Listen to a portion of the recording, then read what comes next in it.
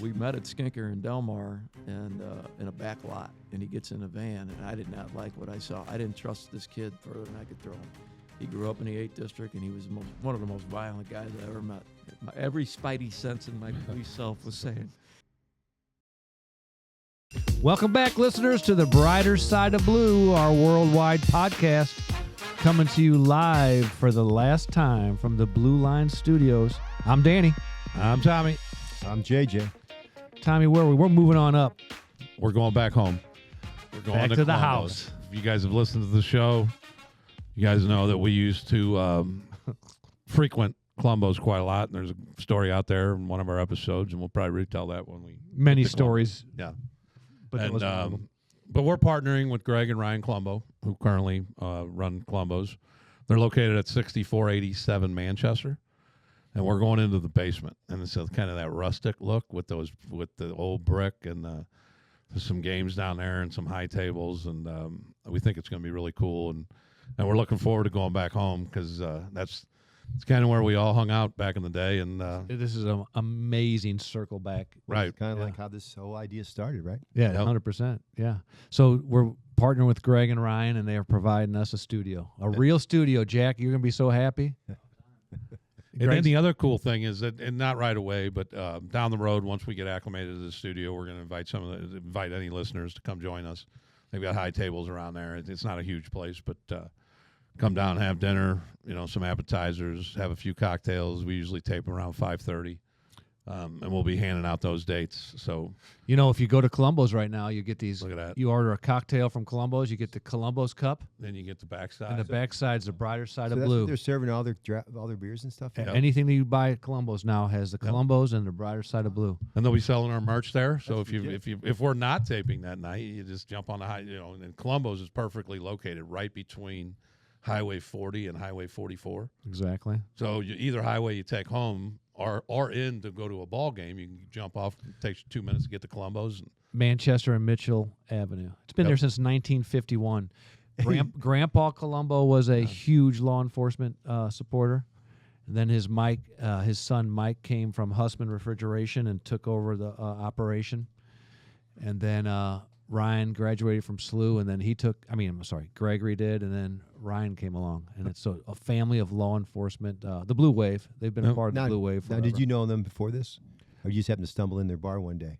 No, I've known them since for 37 years. I met Grandpa Columbo before I met Greg, Ryan, or their dad Mike. I knew Grandpa. So you're responsible for becoming sort of, I don't know, Police bar? yes. I honestly do think that because You had a healthy hand in it. I think I had a healthy hand in it. 6 days a week, healthy. Yeah, my partner at the time, Frank Sioric, took me there for the very first time. And then you did that stint in Vice. I think you might have frequented the bar a few times while you were on. And then I'd give Grandpa Columbo a ride home to his house in Afton, and we'd sit in his house and play cards, play a little poker. So we're going home. We're going home. And then Greg's given us a lot of leeway on how to set the studio up and what he's going to do for us there, and we're going to try to make it as neat as possible and really have fun there. We're becoming legit. Yup. We're getting there. Almost. I don't know. And then Greg did say that, Jack, you can go ahead and cash your paycheck now. So that's a good thing. That makes right? Jack happy, producer Jack. No, video guy Jack. I'm sorry, producer John. Yeah. Well, he's a video producer. Yeah, he produces Let's videos. get this straight. And then I'm kind of pumped with energy because of all the things we have going in the right Absolutely. direction with the brighter side of blue, and it looks like we're even going to elevate to a. I don't know if producer John or Jack know this, but it looks like we're going to be heading towards a web page. Yep. We're getting a web page built. And We have one of our avid listeners, an ex-school teacher, Rick. I had a conversation with him, and he's interested in helping us build a web page. He was a school Professor teacher. Rick? Well, I didn't say he's a school teacher. I don't know if he's a professor. I don't think he He's is. a professor now. We're into field promotion, so Yeah, well, producer John, are He is you going to now- okay this promotion? is Rick good? Wholeheartedly. All right. Professor Rick. Welcome and I- aboard, Rick. Professor Rick, Our webpage guy. Our webpage guy. Yep. He's in the house, so that'll be a dynamic change for us. That'll be a fun change where we can put out a lot of information, and I know Jack's going to work with Professor Rick. Professor now, right? He's a 100% just Rick, professor, and don't Professor. ever like you do Chiefs a lot of time. You just call him Joe. Like tonight's guest is I don't it know. is Chief Joe I don't know Spiess. Rick's last name, or I would call him it by his last name. No, okay, it's now Professor I know him Rick. as Professor Rick. It's locked in. JJ, you down with that? Whatever. Pro- I tuned you guys. Professor Rick is the dean of web pages. There you go. yeah. I just promoted him again. He's the Professor Rick the He's going to Dean. be the head of the Department of Education soon. Better be a good ass web page. I can tell you that. Hey, so Jack, can you give us an update on the social media? But I am excited to hear we're now in Romania. Romania. You got to, I don't know who we got in Romania, but I want to No. I know exactly who Nadia we have. Comaneci. 100%. It's Nadia. You think it? Yeah, No, it's hey she's Nadia. probably- Thanks for listening. Shout out. Jack, do you know who Nadia Comaneci is? I know Nadia, but maybe not this one. Oh my God. You know what though? She's even old. She's old. as us. But I was just saying that's there's a still lot of looks good, listeners though. that are like, oh, Nadia Comaneci, yeah, but Jack's like, who the? Oh, She was the standard. gymnast back in the day, tens, first guy, Olympic. she's the gymnast. first one that got a 10. And then she was the. Do you know Mary Lou Retton? I don't know any of these names. No. All right. Oh, my Tell us how we're doing on our social media. Nadia. How old is Nadia? Because you got- 62. she still looks unbelievable. Yeah. Oh, producer John I'd give just it a pulled her go. up. Damn, John's quick. Yes. Yeah, usually Huggy does that, but Huggy's a little under the weather. Huggy sick. I got 5 mine. gold. 5 gold medals, and she's a listener of the Brighter Side of Blue. Yep. Hey, Sure Nadia. is. Thanks Romania. for tuning in. Yep. I might have to change my Zen Speaking to the mic. because I might have to change my Zen because Why, what? I had one from Olympic. What's her name? The gal that's in that picture right there. That's Nadia. No, Simone Biles. yes, yeah. I read one from Simone. It was pretty good, but I'm not sure. His mic's It's not pretty hot. good. No, I- he no. just forgot we're He's all broadcasting. flabbergasted. He's just looking around. I'm trying to find this one from her. Make it more. We bring up Nadia Comaneci, who Jack Hello? doesn't even know, and then he gets all Never flabbergasted. mind. I'm not going to be able to find it. So Too much- apparently we're not going to get a social media update. Jack, can we get a social media Hey, update? yeah, you do that. We're at millions. It's almost surreal to say, but no, we're at millions of views all across and thousands of likes, and we're on TikTok is really where we're blowing up, but Facebook's kind of hit a lull. But you can always hit us there. You can hit us on Twitter. You can hit us on Instagram and YouTube. So And soon to be our website. You Killing it. excited about Soon that to web be our website. page? I'm excited for it. I want a hand in that and make sure it looks good. And We have a professor, dude. We have a dean, Right. okay, of web pages doing this. Do you have full confidence now? yeah, Whoa! the hell was that? That was shaky. That was really That shaky. was shaky. Professor Rick, take note. Yeah. Come on, Jack. Now he's gonna be good. He's a dean. yeah, I'm excited for it. All the energy we got going, it's going the right direction. Loving it. And we're here and we're having fun doing it. But I'm gonna take it down just a little notch because Tommy, if we weren't doing this right now, this podcast today, where would you be? Yeah, today they're having a base at Oakville. They're having a baseball Oakville game. High School here Oakville in High St. Louis, School, not here in in St. Romania. Louis. And myself and JJ both live in Oakville. And JJ went to Melville, and that'll come into the story. Uh-oh. But special event going on there. They're having a day for Coach Bob Kern. And Bob is the assistant coach, a longtime teacher and assistant coach at Oakville. Started at Melville before that. And he is a teacher and the assistant coach for the varsity softball and varsity baseball team. And the head coach is Rich Sturm. And I'm part, we always talk about being part of a family right here. So they're part of a family too, the Oakville family, the community, and Bob's been there for a long time. And Bob recently was diagnosed with lymphoma. Oh, no. So he's in a battle right now. And so they're having a fundraiser for him. They got these BK Strong T-shirts. They're playing Melville. Oh, wow. Oh, Oakville Melville. So everybody's coming out, and he's just a beloved figure that really touched a lot of kids and students and athletes. And when I asked Jack, and Jack, my son, played for Bob and Rich for 2 years, his junior and senior year, and he just he loved these two guys, but I asked him to give me a couple words to describe BK. And he said, compassionate, understanding. I'm forgetting one. Understanding. Oh, laid back and awesome. Wow.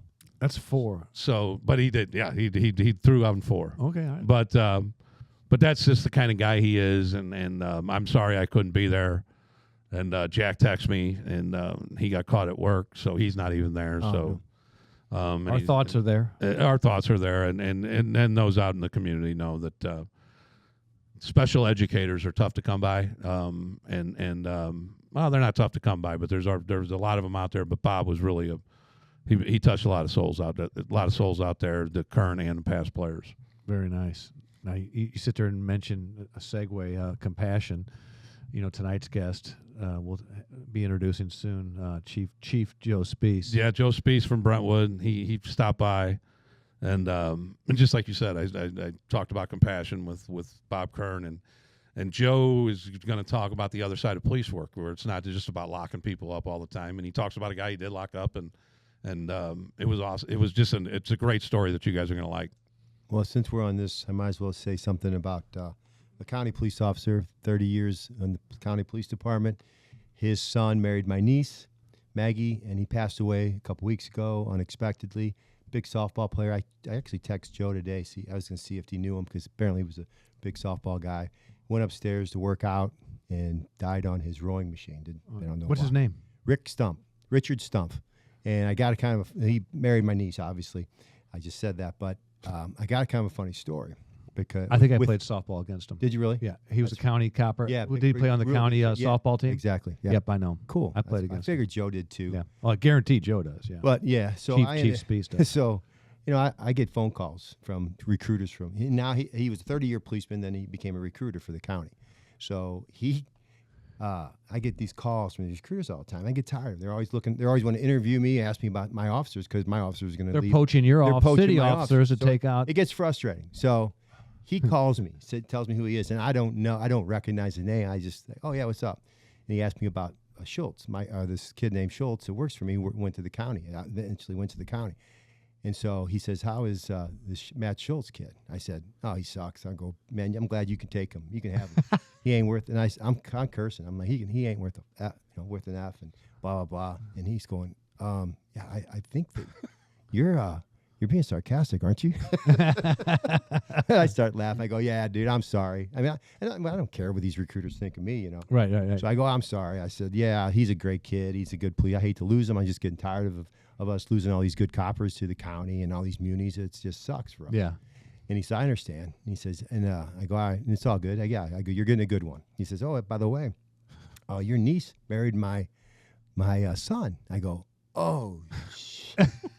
He goes, Double damn. He says, Maggie. I go, oh, damn. So I like, all right, I'm sorry. It's nice to meet you. And, good luck. So I hang up. So I call my brother. And I said, hey, Dick, Dick's my brother's name. I said, how is your son-in-law's father? Is he a good dude? Does he curse? He goes, no, I don't think. I never heard him curse. He's real religious and straight. He's kind of a straight arrow guy. He's a policeman, of course. He stepped in it, JJ. And I go, well, he knows I curse. He goes, what are you talking about? And he goes, oh, he won't care. He'll think it's funny. I go, I hope so.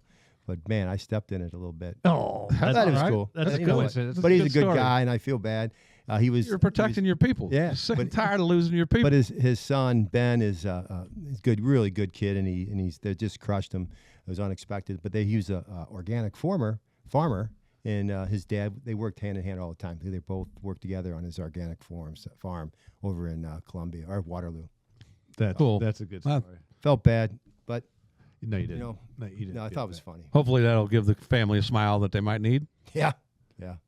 Hey, I mean, seriously, is anybody else petrified of what's coming our way? What you got in the Midwest? I mean, what do I have? I have 1 trillion cicadas. What? A trillion cicadas are coming, and these little bastards. When? They're an insect. Well, I'll tell you when. I listened to this scientist, and here's when they're coming. They're coming. So in you're the breaking Midwest. it down for us. I can break it down a little bit. All right, break it down. But JJ's a great question. When are they coming? What's the boundary line? It's in the Midwest. They have like a red hot zone, and Missouri and Kentucky, but we are in the hot zone Really? of where they'll be the most dense. But your question of was when they're coming when the soil temperature hits 64 degrees. Oh, it's gonna be So June. they're temperamental. They're prima donna little bastards. Right. They're like the Prince Andrews. Well, You they're- remember Yeah, when it gets 64, Remember when they're he gonna wouldn't come get out. in a Crown Vic? Yeah, he had to So get now all of a sudden these things can't come out unless it's 64? 64. And they might be the most annoying creatures ever, though. A trillion. A trillion of them. I don't like a trillion of anything. So Dollars. Why so That's many? a pain in the butt. To I have thought a they trillion. come every 7 years, right? No, so the broods that are coming is the 13-year brood. That's the southern brood, and the 17-year brood. They live under the ground. They must have gotten some kind of tiff underneath there, And because they're coming together. they're coming So just together, the and odds- they're gonna settle things up top. So why? So it just so happens that these two groups are coming at the It's a very rare thing. happen. Like I'm saying, some The shit next- went down below, The next and now time they're it coming happens, up to we'll be settle dead. it. We'll be dead probably next time. Yeah. They come up. Well, we Yeah. did the show outside for the eclipse. We should do it outside for the You cicadas. would be able to hear us. 100, yeah, yeah, and We'll, that's we'll call Eli back. He'll think that this place is. nuts. No, what you Under do attack. is just if they want Is to, we hell just do on it before they start. How long do they there's a live? Time frame. They when- they live. I love that idea, John, because if we do it, I'm gonna punch a cicada. Well, Oh, you yeah. do it- Punch one No, out. that's how we end the show. We do it, and then when the cicadas start, We're gonna knock 'em noises, out. 'cause it's a certain time. We're getting them right when they come up at first. We got to because apparently when they're all up, it doesn't get loud. All I right, can remember being so the pretty loud. scientist, and he tries to make us feel better. He says that they only live 30 days, but they're actually, if you want to look on the bright side, the brighter side of cicadas, they're actually doing us a favor because as they push up, they're aerating our lawns. Oh, I need. And that. then the reporter asked the scientist, well, how loud will this be? He goes, well, we expect up to 1 trillion of them, and it would be like the equivalent of everybody having 5 chainsaws going in their backyard. But you get a free aeration.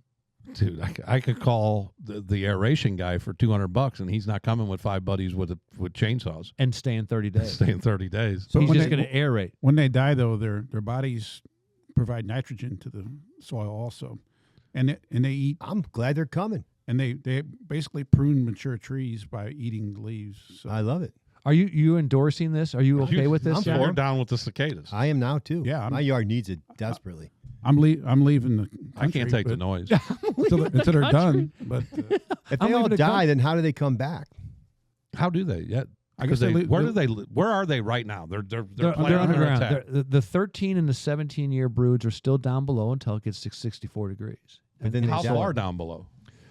You know, I don't know. Did you get Tom. into all that? I didn't get into it. I'll find out. So if I don't want, what if I would put block ice on all my on my yard to keep it from being 64 degrees? Well, then I think you'll be the only yard that doesn't have cicadas, and you won't get you won't get a free aeration. Spend a lot of What's the money word, on ice, though. aeration? But I would imagine I'd hear the neighbor's cicadas, so I don't know if it's worth. What if you got your yard sprayed? Is there? No, That's one. Is there a way to combat them in the ground? I don't know. There should be. Here's what I'm not cool with. I'm not cool with people making light of this. 1 trillion things are coming our way that are annoying and going to stay. You know what I'm today. cool with with it? I'm cool with just changing the subject and go on to another subject. Jason Grellner, the China's trying to attack us through infrastructure, He's trying to and get now us they're in trouble. sending them this. Cicadas. Hey, I know something. Double. I got a story I can 1 change trillion of them. change the subject. I got a Danny story. Everybody's down for a Danny story. He's off. We all know. I don't know. There's a thing called Comstat in the city, and it's in City PD every Thursday. It's a big deal, and they got to. Well, Danny was a major at the time. He was in South Patrol, and he's got a Comstat. Was it the next day you had to do it? You don't even know where I'm I going. don't know what your story is. So he's in there, and he's got to get all this information, and he'll have to present or whatever. So his aide, who is a lieutenant, comes walking out of his office and is muttering. I mean, just mad. And I'm just walking by like, what the hell's the matter with you? And I'm like, man, he's such an asshole. I go, who? I go, who? He goes, Howard, Major Howard. I just walked in there with some information to give him. And I walk in, I go, hey, I got all this stuff. And he didn't want to hear it because he's overloaded with information, I guess. He wouldn't want to hear it, so he told me to shut the door. I go, what's wrong with that? He goes, he told me to shut the door but you on the other side. And I said, That's Danny. He shut that door. I'd ask. no. I'd ask. You want- to I go up remember it exactly. Okay, I'm a gist guy. I need bullet points. I need them quick, presented. He walked in with a notebook, and I could see it was like pages and pages. You're of going to be there for a minute? and I was like, "There's no, Right. it couldn't happen."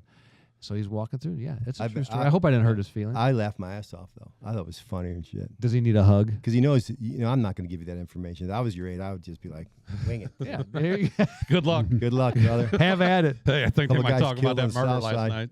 night. I should have. Well, I hope So you remember that? I do remember that, and I feel bad about the whole thing. Yeah, you It's do. very funny. I'm sorry about that. I Yeah, it brought that happens. up. The cicadas, okay? You were a dick major at time. No, I wasn't. Nadia Comaneci is not going to like that language. Yeah. Is she listening? No, she's talking about his brother. You know it is. It's What happened? John. John. He's- Oh, That's a talent, dude. we've got a screen up here, and John's messing with the screen. So yes, that was funny. You know what?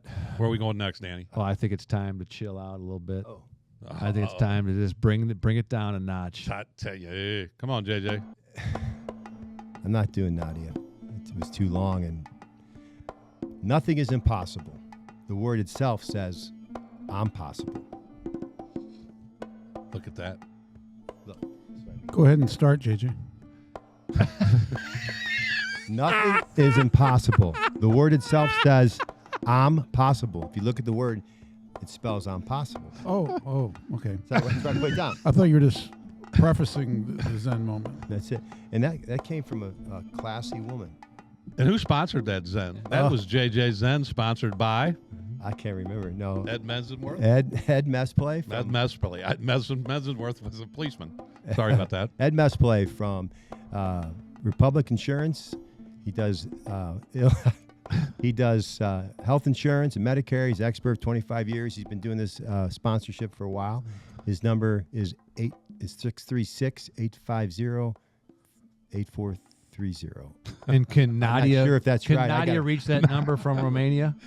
I got my, Just stop.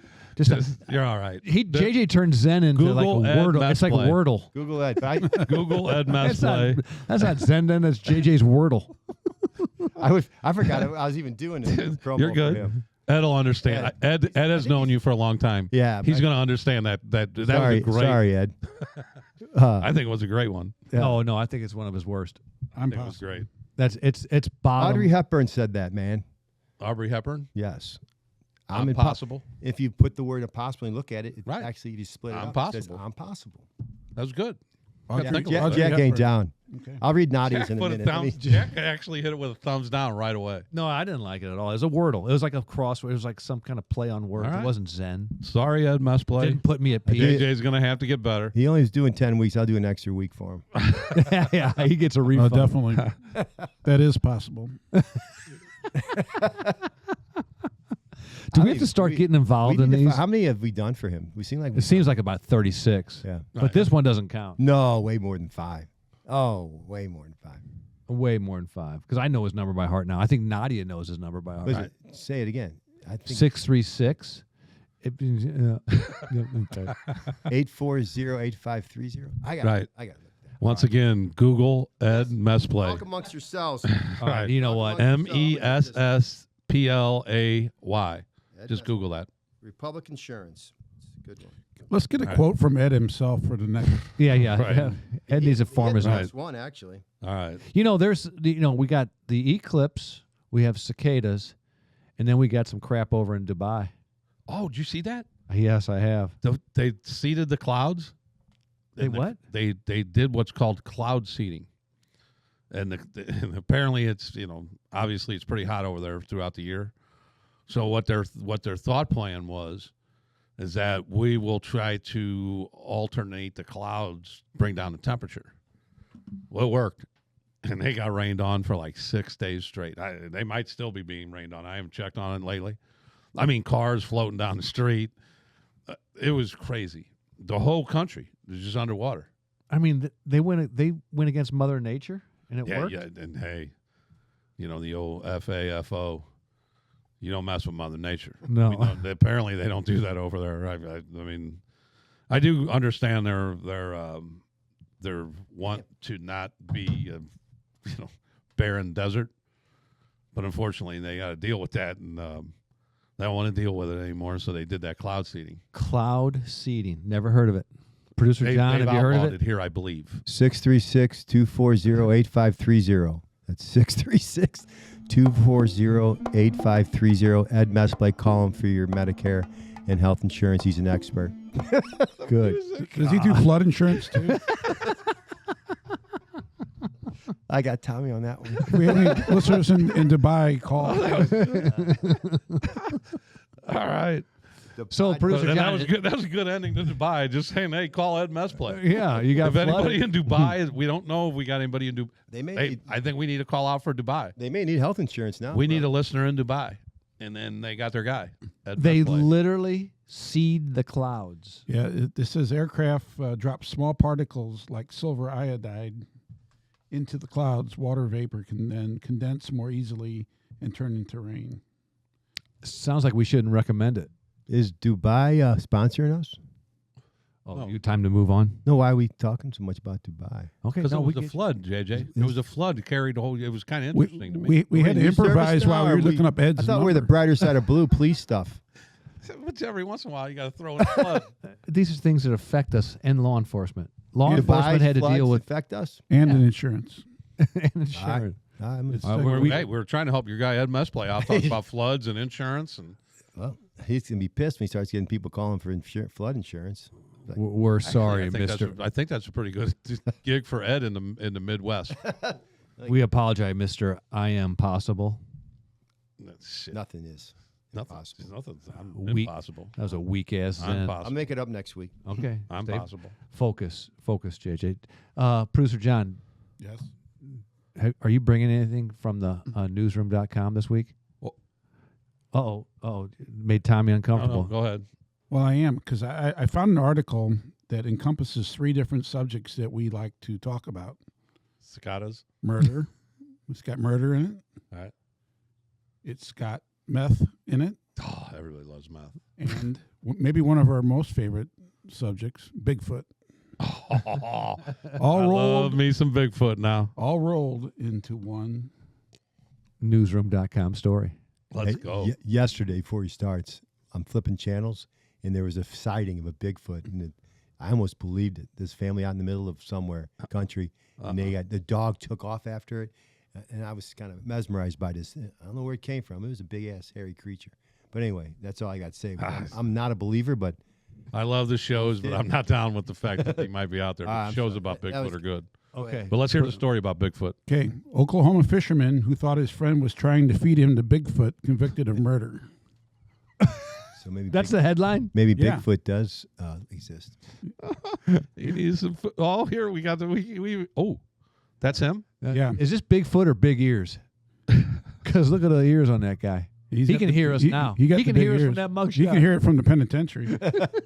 He's in an orange jumpsuit. This is Larry Doyle Sanders. So anyway, he said here's how the story reads. It's pretty good. A man who claimed he killed his friend because he believed the victim was summoning Bigfoot, and he was convicted of murder of this. Larry Doyle Sanders was found guilty by an Oklahoma judge. This is in 22. His buddy Jimmy Knighton was strangled to death in July of 22 while out fishing with Sanders. After waiving his right to jury trial, Sanders' attorney reported he claimed that he was acting in self-defense. Anyway, Wow. so Sanders and Knighton, instead, they weren't gigging for frogs. They were noodling. Oh, they were noodling. I can see where meth's going to come in play, though. And Sanders claims that 3 Sasquatch-looking figures came out of the woods and came up by the river. Look, can I interrupt That's with the my meth. little? Oh, please do. This is the this is the first time I ever heard 3 getting cited at one time. That's the Just meth, go ahead. brother. Yeah. So he said Sanders believed that Knighton was trying to kill him and send his body down the river as a sacrifice to Bigfoot. So the paper reported that that was reporting on this reported that a forensic psychiatrist testified that Sanders was suffering from methamphetamine-induced psychosis. That's the the meth angle. Yes, got you. We picked that up. Yeah, I just thought for you laymen out there that I would Nadia, that's meth. and believed he was defending himself. So they had a fight. Sanders eventually put him in a chokehold and killed him. Choked him out. So Sanders faces up to life in prison without parole. And here's a quote from Jimmy Knighton's obituary. Jimmy truly enjoyed anything and everything outdoors, except for getting strangled by his buddy. He loved to fish. He loved to hunt, ride four-wheelers, and most of all, drink his beer around a big bonfire. Jimmy never met a stranger and would give you the shirt off his back. What the hell? Jimmy. Jimmy, Story. All kinds of meth. that is To Jimmy Knighton. to Jimmy Hey. Knighton. Yeah. Jimmy. What else we got, Tommy? Oh, today I talked with a guy that's going to be coming on the show. And he is currently doing and getting together a documentary on Christian Ferguson, that kid that was malnutritioned, and he had a coma, which left him pretty much invalid. And the father and the mother, the father has been convicted and is in jail now. But this guy doing the documentary has interviewed the father in jail. He's interviewed the mother. He's interviewed the family members. He's interviewed policemen. Where is this from? What's that? Where this happen at? In In St. Ferg- Louis. Oh, really? Ferguson. Yeah. Actually, there was Oh, I thought you said his name was. That's his when- last his name name's was Christian Ferguson, but it Oh. happened in Ferguson Well, also. that's Or, what- well, Ferguson, St. Louis City. There was a lot of. That's what freaked me out. Yeah, it's it- probably it back is when a- you were living in Wyoming. Don't worry about it. Just talking to this guy, it was fascinating what this guy's learned during his preparation for the documentary, and just the stories he's heard from the parents. And he was telling me some of them, but he's agreed to come on the show, but he just wants to wait for the right time. And we'll learn a lot about that case and his making of the documentary, which I found fascinating when I was talking to him. Where is it going to be played on? Netflix or He doesn't know? He does this himself. Oh, so he's just, He does all the shooting himself, and he's videotaped all these interviews. does he know Jack? He does. I don't think he knows Jack. I didn't ask him specifically, but I don't think he knows Jack. And he's a little older than Jack. Oh, then Jack won't know because he don't know anybody. I Over- think over the Jack's age of cutoff age is 50. like 35. Yeah, Jack I only think it's knows like people 35. on four sides either side of it. That's it. Anybody than that, he doesn't know them. Never heard of them. You know what Jack did though? Jack hired some new people. We're gonna have to. He's introducing some new people. What's their names? Got Rob, the editor, and Jake, the assistant video producer. Yep. Now let's right. just get this straight though. That we aren't his only podcast because we sure in hell Right. aren't paying him enough to afford all those guys. So No. we're not even his most successful podcast yet, are we? No. You guys are up there. You guys are doing really great. What Good. about the one that you told us you worked with, Derek? Derek. I just find Derek to be. Tell us about that podcast. Yeah, What's the yeah, name of yeah. that Tell us a podcast? little bit Derek's about in St. Louis. He has Down syndrome, and he loves talking about the WWE. So that's And he What's loves the name of his Cardinals, too, podcast? loves the correct? Cardinals, loves the Blues. What's the name of that podcast, Jack? It's called Baker Bantering. Okay. They We have- had their, them- that would he family come is their last name is Baker, so that's why they call it the Bakers. So And that's It's and good you have stuff. fun doing that, oh I'm sure. man, that's Does he like the yeah. police? You name everybody but the police. I think they're good. They're good people. So I would okay. say yeah. Okay. Yeah. Well, shout out to the baker. And Shout Derek. out to the Baker. Yep. Baker Shout out to Bantering. Derek and the Bakers, and yeah, I've seen him on TikTok before, and he does. He really loves the WWE and wrestling in general, and he's just a funny character, and he's genuine and enjoy to watch. Oh, I love it. What else? Oh, hey, so one of our guests before, Nikki Bottolato, Oh, yeah. and she talked a lot about child. The Trafficking. child trafficking trafficking. and then so producer John and I were talking, and the case that I'm sure by the time this airs, there'll be a lot of you might have heard about the case, but if you haven't, this how old is he, John? 79? He was like 64. 64. The suspect? The suspect, a 64-year-old man, shows up to meet a 4-year-old and a 6-year-old at a hotel. But it was the police in the hotel. Wow. They set him up. What a creeper. And then this is what happened. There you go. It's the time to Seattle. Gun.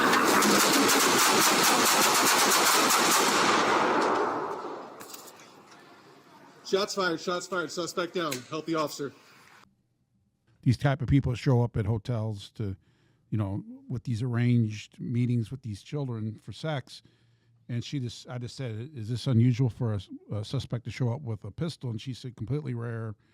There might be something in his background, but, it's not the norm. So we don't know enough about the whole situation, but we do know is, What was he coming to do? What year was this? This was like a week like ago. 10 days ago. Are you shitting me? I don't watch the news, obviously. It's sad, the news.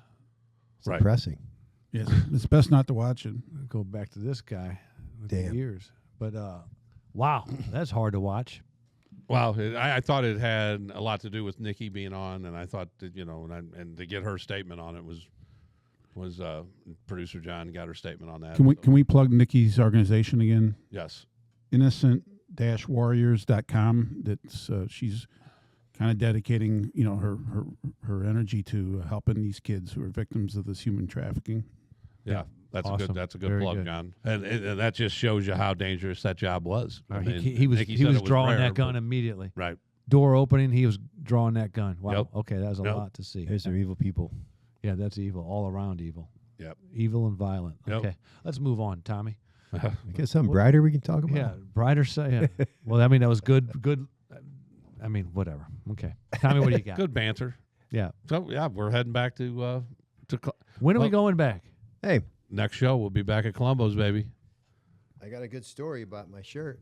Did I tell you? Oh, No. yeah. What happened? I was walking in the grocery store, Schnucks, local grocery store, and this young gal was walking, and she kind of smiled, like, I don't know, she's smiling or laughing. And I was like, what is she, And she definitely looked at me. I thought maybe my zipper was down or something. Yeah. So I, Your merge zipper was yeah, it down. was not down. So my bird zipper. So then, how you know how you get in grocery stores and you end up seeing the same person again. You go down the aisle, come back. So she came, all of a sudden she had come around the corner and she's right in front of me and she started laughing. She goes, I love that shirt. And it's defund these nuts. Defund these So, nuts. I love that shirt. She goes, my brother is a police officer. Can I take a picture of that shirt? So absolutely. I said, sure. So I did it, showed her, told her about the podcast, and she said, I'll never listen to it, but thanks. No. She flew to Romania. And Yeah. I think it was Nadia Comaneci. Definitely. But no, she was cool, and she wanted to take a picture. She thought it was funny. So Yeah. That's cool. That's awesome. it's kind of a funny shirt, though. That It is a cool. It is a funny shirt, and we mean it. We do. Yeah. And if you want one, you know where you can get those too from now on? Columbus. Columbo's. You can go There you down go. there, and we're going to give them I'd like good to give 'em- supply. I'd like to give them all of them Mhm. so they get them out of my house. That's cool. Right. You know what else? You know what else you're going to be able to get at Columbus? What's that? You can get a haircut. You know why? How's that? Because Gregory Colombo's wife, Katie, she's a hairdresser. She does hair. She Don't can cut, do it, She can Tom. cut your hair. Hey, Hold out. First show. I don't know about all that. Video Jack, what do you I'm think? with you. I think we should set. Throw it. Yeah, Throw I it. say we need. Oh, you want to keep it? Keep Tom, it. we should have some kind of landmark that we hit with the podcast to do it. Maybe the year anniversary, or 1,000 subscribers we of get some our sort. our 5 million subscriber or something. I don't know how long Our Connie's 3 gonna trillion put up with it. cicadas. Just my wife does have a say so, and No, she it's does. getting pretty long. But I'm down with you guys. If we get 1,000 subscribers on YouTube, Katie Colombo's cutting it off. what do you think about getting that tight? Remember back in the day, you get that the mullet with the tight perm in the back. I think Oh, I think yeah, Huggy said that, didn't he? Yeah, Huggy wanted me to go 2 inches above the ear, like Theo Vaughn kind of stuff. Hey, you shave your head once for cancer, so you might as well Do it for the something, yeah, podcast. do I something don't crazy. know about all that. Do Well- it for Nadia. Do a mohawk. No, that's not happening. You I'm wear not a going to hat. go too crazy. I mean, I'll get a haircut, but I ain't going too crazy. Okay, you're not committing anything. All right, when are we moving in to our new house? So we'll be there next week to do our first taping, and we'll be with Greg Colombo, and then we've got Bill McDonough after that talking about a murder case that's interesting. And an 81-year-old, fortunately, 81-year-old grandmother was killed by her grandson. So we listened to that story. Sounds so energetic and fun and yeah, lighthearted. Hey, it's a murder story, goddammit. it. Can I have a large deluxe Columbo's pizza with a side of chicken wings while we're there? Absolutely. Absolutely. You can. Oh, people are going to So love that'll this. be book. fun. But Thanks I think to Greg and Ryan for bringing us home. and that's just a start. Just It's just a start. So and again, I think we're calling that more of a partnership. We hope to bring them business with our listeners coming down there to hang out with us and have dinner and listen to the show down there with us in the basement and get a good meal, have some laughs, Got a good cup too. and get a cup. You get this, you get this sweet ass cup too to go. For sure. Because you know you're not going to drink enough. You just need that to-go cup on the way home. Yeah, with Well, iced in tea. the Uber. In the Uber. In the Uber with iced tea. You know, can't you go leave the because you bottle. don't want to come in there and Uber with a All right, let's bottle. get to Chief. Let's get to Hold Chief. on. Okay. One thing I want to do before we get to the chief is the mission statement. Yep. And it's very important to us. And again, you guys all know why we're here. We repeat it every show. We just want to memorialize all the great stories that and the great characters that are within the police departments nationwide, especially we're starting here local. And we just wanted to memorialize that and humanize the police profession. We're just normal human beings that decided to be policemen and have the same issues as everybody else does. But and you're going to hear with Joe Spiess coming up and his story with D'Angelo. Great story. Compassionate. It's a very compassionate story, and having some other laughs with Joe. But just a side note, that Danny and producer John, unfortunately, were not here Thursday. They were on vacation. It was So cool. it's just me and Joe. Not together. It was cool. Not together. We had a really good time. Good. Get used to it. Hey, I got a last question before we go to Spiess. How old is Nadia coming each? 62. We already went through that. I'm just in shock. She Oh, looks. you're just November looking- 12th, Producer 1961. John's got her up on the screen. Yeah. JJ's infatuated. She's Infatuated. she looks better now than she ever did. Okay. Well, I don't know about.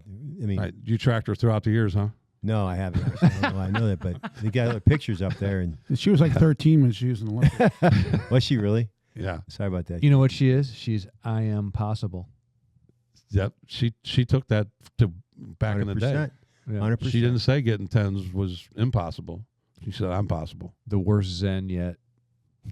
Uh-oh. You have to have a best one and a worst All one. right. Now everything else. Okay, well, you knocked the worst one out of the park, bro. Congrats. Sorry, Got at all Best that Play. one. Sorry, Ed. Yeah, Ed. He got. Hey, you know what? The bad ones are good for Ed. So he must have talked to him about him for about 5 minutes. Right. You got 5 minutes He's for like, that. do another bad one next week too, buddy, and get my phone number right. Right. All right. Enjoy our conversation with Chief. Joe Spiess. 636-248. Blue Wave continues. Let's roll. Rock and roll. Peace. All right. All right. Welcome Neither back. do I. We are at another Blue Line Roundtable, and Joe Spiess, the Brentwood Chief of Police, has stopped by, and we'll always put him on the show when he stops by. Hi, Thomas. Large contributor to the show, fan of the show. He's not a financial contributor though. What? He's got a lot of money. He said, It's early. Right. Judging the success of this adventure. But the one reason that I wanted to bring Joe on today is to talk about an individual. You've heard about all the people that our guests have locked up, investigated, and they all end up in jail. And Joe has a similar case, but when this guy came out of jail, it was just a neat story. And Joe, the fellow's name is D'Angelo. Tell us a little about the case that you were working, who you were working with, what time in your career you were working with it, and why Mr. went to jail. So at the time I was assigned to the intelligence division working for then Lieutenant Hager, who has been on your show, later to become Captain Hager. Major. And we were investigating, and then Major, yeah. But we were investigating a drug ring in St. Louis that had ties to Los Angeles. They were bringing in a lot of dope out of L.A., and we found out that D'Angelo was one of the lower rung guys, but he was pumping a lot of dope onto the street. So the idea was we were going to focus on D'Angelo, who went by Lowe. So we were going to try and put a case on Lowe so that he would snitch. You weren't trying to put a case on him; you were trying to develop a case on him. Yeah. Hey, let's just. Hey, that's a Get hard the haters word. in EM. Hey, we got a lot of haters out there that could tear that one up. But go ahead. We wanted to develop a case, There you go. prosecutable case. Is that Right. better, Tom? Right. There you go. Thank you. On D'Angelo. Thank you. So that he would flip on the guy that we were really targeting, which was a guy named Antonio Johnson, who went by Yum Yum. That was his nickname in, I remember in the Yum streets. And he was hooked up with a guy named Keith Williams who owned a store over at Page and Pendleton. It was an organization of guys that were selling dope in St. Louis. Really typical stuff, but they were on the upper side of the weight that they were selling. So we started investigating D'Angelo. We weren't the only ones, as we come to find out, that were looking at him, but we did a case on D'Angelo, got him with some heroin. There was also guys, other detectives that were looking at him, and they also had a case on him. So he was backed up because he was already convicted. And so when we arrest D'Angelo, we brought him into the station, and he decided he wanted to try and help himself. So Lowe was probably one of the more colorful guys I ever locked up. Funny, was one of those guys that when I first met D'Angelo, I always liked him. I first met D'Angelo when I was a couple of years, maybe a year prior to this, in the old Cabinet Courts. Oh, wow. My partner had called in on vacation day, so my dumb ass was riding around in the 7th District by myself, the old 7th District. Oh, yeah. Now, this is a year before we caught yeah. D'Angelo. And I hear multiple shots fired. I'm talking 20 or 30 rounds. And they're right near me, but I'm not exactly sure where. And I'm on a dead-end street in the 7th District, and here comes D'Angelo and another dude, guns in hands, running through a gangway right at me. I'm by myself.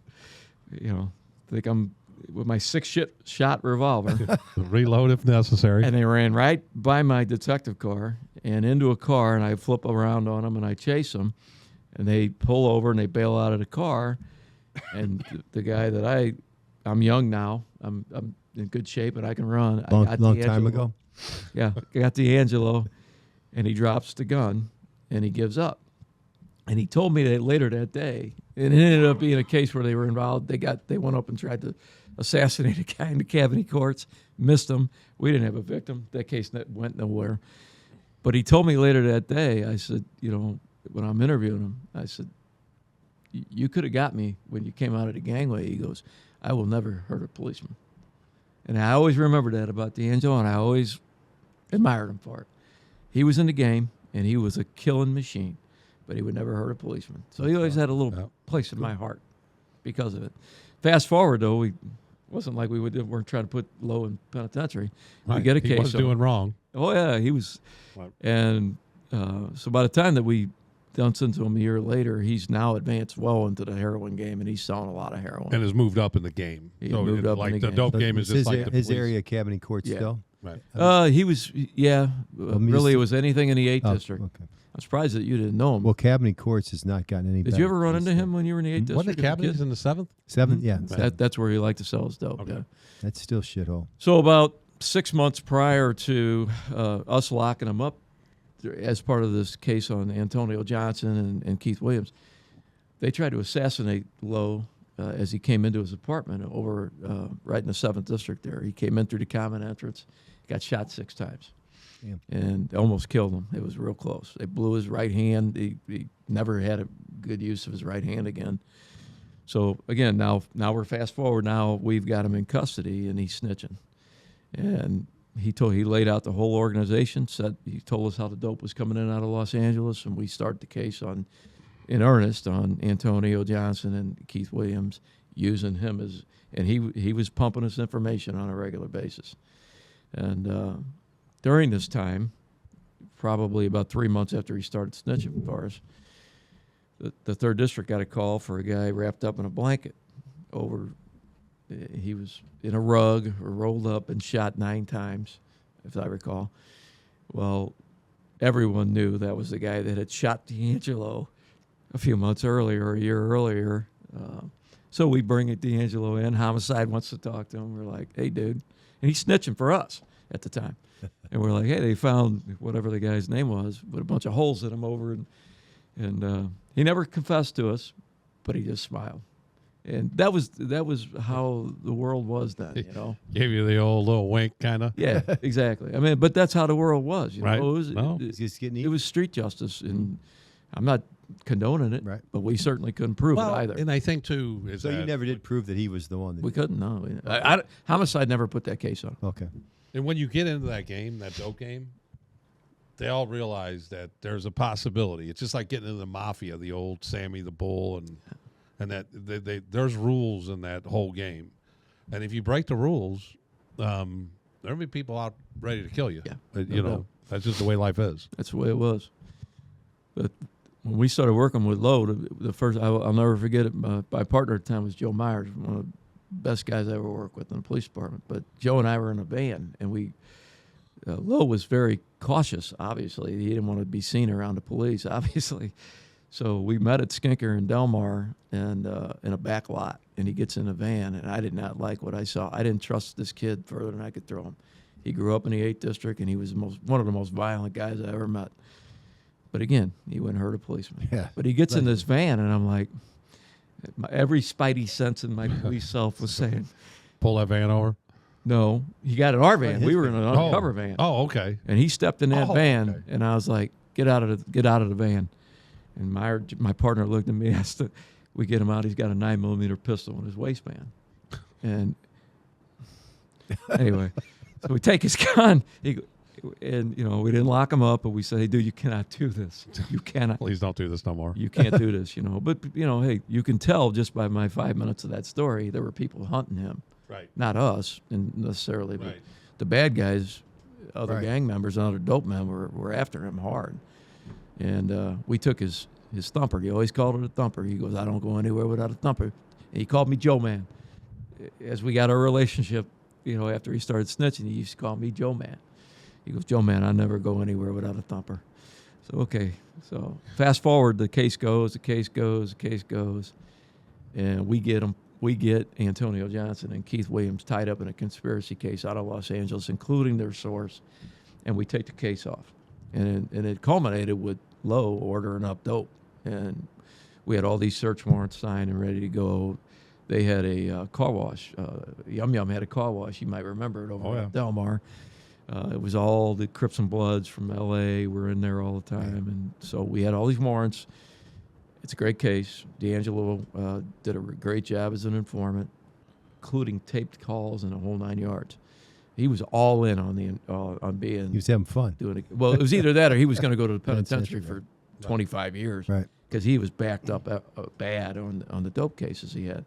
So we do all these cases. We end up locking up Antonio Johnson, Keith Williams, the L.A. guys, the whole 9 yards. They all the federal prosecutors did the case, and so fast forward a couple of months later. Now it's time to go to the Trial. Well, it's the first.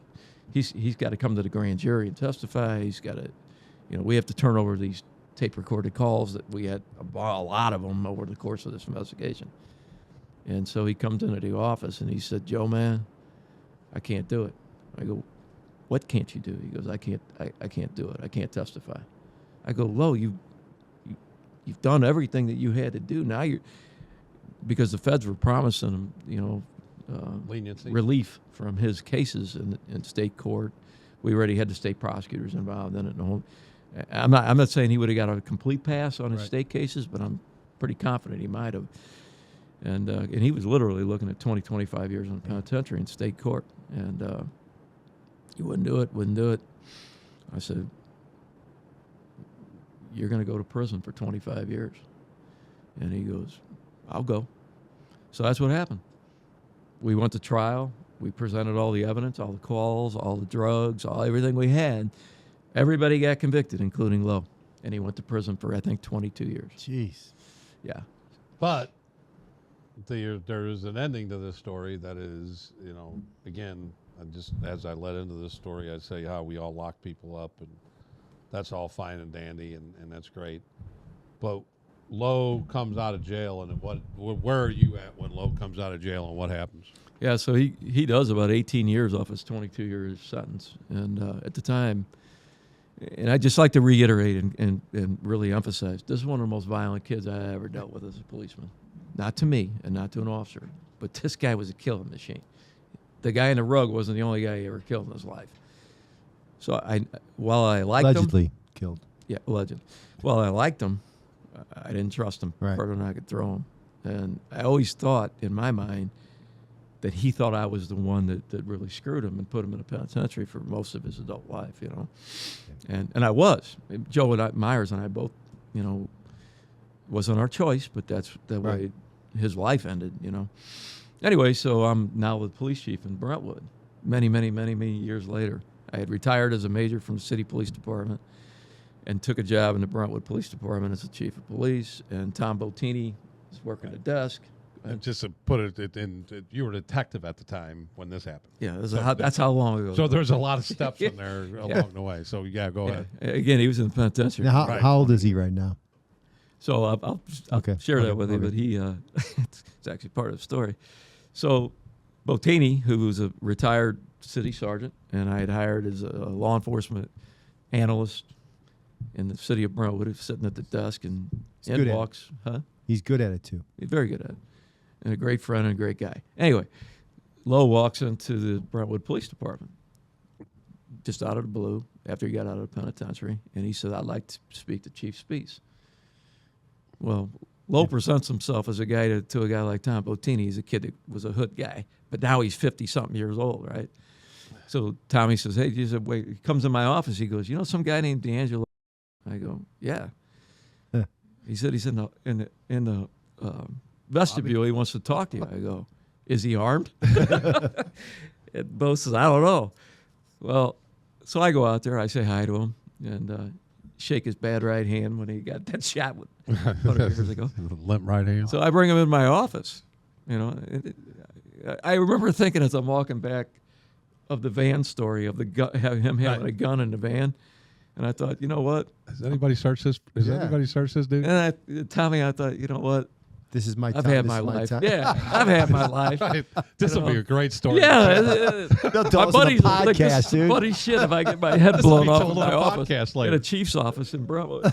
So I call him in. He's this typical Lowe, you know, funny, laughing. We're telling stories about the old days, you know. I asked him whether or not he killed a guy in the rug. We were just laughing, you know. It was just kind of a good half-hour visit. And he said, "Joe, man, I need a job." And I said, "Are you straight?" Because he only been out of jail for a week or two.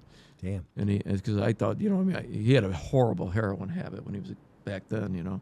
I said, "Lo, I can't help you if you're going to be a drug addict and you're going to not come to work and blah, blah, blah." And he goes, "I'm telling you, I promise you, I will come to work when they tell me, and I'll work hard when I'm here. Can you help me find a job?" I said, "Let me look." So he leaves, and I called Dan Gummersheimer, who was in charge of public works. I go, "Hey," I was honest with him. I go, "Here's what you're dealing with." He goes, "The only thing I got is a guy that slings trash." I go, "That's fine. That's perfect. You know, it's a job. And it's a good job. You know, they didn't pay a ton, but Right. got benefits. Right. Right. And Lowe's health Insurance, at the time the was whole not bit. good. You know, his health was failing him. He was, I guess, years of drug abuse didn't help him. Anyway, so he does. He comes on Brentwood. He's there. I don't even remember months, maybe a year. I don't even know what it was. You know. So there's a gal in Brentwood, and she's not well. She had mental health issues, but she's like the trash man. She's a resident. Yes. Okay. And she There's took nothing wrong with that. she took a Hey, that's liking how to- shit happens. It's like took the a pool liking to boys. Lowe, right? Pool He got boy, per- he's trash got boy, whatever personality. it is. It's got a lot. Well, of great personality. Right. Anyway, they hook up, right? So, and she had been a persistent and still is a consistent problem in Brentwood with neighbors and things like that. She wasn't well. She's probably better now, I hope. At any rate, she liked her some. She liked her some She liked her Lowe, the some Lowe? trash man. She liked her Lowe. So Lowe started visiting her. All right. All right, Yeah. all right. So he'd go over to her house, and, He- as I came to find out, and he has a massive heart attack after whatever they were doing Ah. in this girl's house, in this woman's house.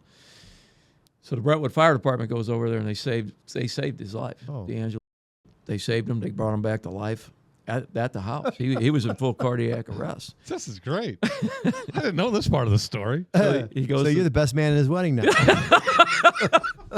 You didn't have to know the background story of this woman. But anyway, so they take him to the hospital, and only in D'Angelo's world, they get him to the hospital. They get him stable. Within hours, he's stable because of, and we have a fantastic fire department and paramedics in Brentwood. And the man walked out. Damn. Told him he didn't want it anymore. He said, "I don't want any medical treatment." His heart's blocked up, obviously, like crazy. And he walked out of the hospital and said, "I'm good." And he showed up for work the month that he was dead on the floor. Like that 2 days prior, he comes to work Monday morning, starts slinging trash again. Holy Well, cow. at least he stood by his word not to screw you, right? Yeah. He said, I'll show up every absolutely. day. So he comes back to work for a few weeks, and and then life ended for him. He was Had another heart attack. had another or heart whatever attack. it He had a was. massive heart attack. I was up and down his whole story, man. Like I'm rooting for the guy. But God rest his soul. But to end that story, You spoke at his funeral. well, no, but his brother. So as D'Angelo got hired on by our city, his brother also needed a job, right? So D'Angelo's brother got hired in Brentwood to sling trash, right? I don't know the guy's background. I didn't ask. But it was kind of cool because when D'Angelo died, I was going to go to his funeral, but I actually was on vacation and out of town. I was going to go, but I didn't go because I was out of town. But his mom and his brother both called me and said thanks. I thought that was cool. Yeah, and that's why I So just his wanted brother to get didn't have this a heart story. attack. He's still alive. Yeah. Still working. Yeah, yeah. Okay, good. Because this story was going Yeah. crazy. And I think his mom, as far as I know, his mom, who was elderly at the time, and all this when he got out of prison. As far as I know, she's still around too. To me, and and we're going to bring some more of those kind of stories to you. The other side, we've got some people that were on the other side of law enforcement that are going to come on the show and talk about their dealings with the police. And I think that's a great way. This is a great story to kind of lead into those kind of stories, because it's not all about this us against them. Sometimes, there are relationships that are built through these interviews and through what goes on in police work. And on the other side, that sometimes long-time relationships are built. And I know several police officers that still are in contact with people they've locked up. And just because you were on the other side 10, 20 years ago doesn't mean you can't change your course and get things right. And a lot of these people respect the police after they've gone through it. If you treat them fairly, and if you if you get and if you treat them like human beings when you arrest them, and they respect you for it. Right. And if I've locked up numerous people over and over again, and I've always treated them fair, and I see them on the street to this day, and they're always glad to see me and would talk to me. Right. Yeah, it's kind of a weird dynamic for officers that have been in those really strong, violent urban settings. We see the way these kids are thrown into life, Right. and you understand how challenging it is to come out of that kind of environment, right? The We all odds saw are it. such against them Yeah. to make it out of that. So there's that piece going in that you as rationally you know what these people have dealt with coming up as kids, and so there's always that piece of it, But I found when I was a policeman that I knew a lot of guys like D'Angelo. That, truth be told, if he had a different upbringing, we'd be probably sitting at the same table, maybe as a policeman, Right. but certainly sitting at a table having a beer together. Right. Because there was a piece of D'Angelo that was a violent, horrible person, and there was a piece of him that was a good guy. And and just coming from DEA and dealing with a lot of drug cases over the years and informants and everything else, these guys are really likable people. Can be, yeah. They can be really and they do have a violent side, but that drug game, That's or a the survival criminal side. exactly. They have to go into a survival portion of it, and like I said, I don't mean to keep going back to the Italian mafia, but it's the same kind of concept. If you sign up for that game, and you want to get into the gangs and the dope dealing, those are expected results at times. It's unfortunate. That's just the way it is. But some of these people, and I should say some, not all of them, were extremely likable. And you're going to hear stories about that throughout our podcast, that these guys, although they were very dangerous people, they were funny. I mean, they used to make me, when I sit on wires, man, some of the conversations I would listen to they were just funny. It's kind of a self-prophecy, though, for folks in that environment, though, because they would get in the dope game, and they would eventually involve kids around the neighborhoods, and the next thing you know, you're making another set of dope men. Well, I won't say his name, but he was an informant that used to call all of us, and he was 345? He was 245. But when Stanzi, Joe can tell you the story. When Stanzi passed away, he called Joe and said he was sorry for his loss. Absolutely. No, and 245, and the reason we called him 245, We called him 2:45 actually, because he used to call, and then if we didn't react, because at any time an informant would do a good job, we would give him money. That's just the way life was. That's how the world He works. was documented. He was And, a documented informant. So he would call, and he had great information 90% of the time. 50-50. But he was good. He was. But he would, and then when you wouldn't react to his calls, so he would used to call us when we were in narcotics and the MVOP at like midnight. Like, hey, man, we're getting off. We don't want to react to your, he'd say, this guy's over here selling heroin. Well, then when he caught on to the fact that we wouldn't respond immediately to just a dude on the street selling heroin, he would add in that the guy had 245s. So we called him 245, and then that ended up into 2:45, so the man's name ended up to be 2:45.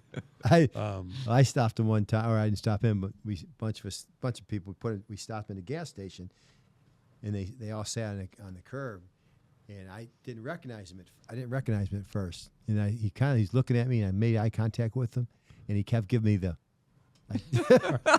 head nod, like looking like You look at that other dude. That guy's dirty, dude. That guy's dirty.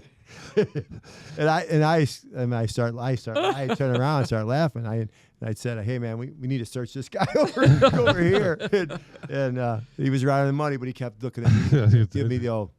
About 6 months ago, 245 walked into the Brentwood Police Department.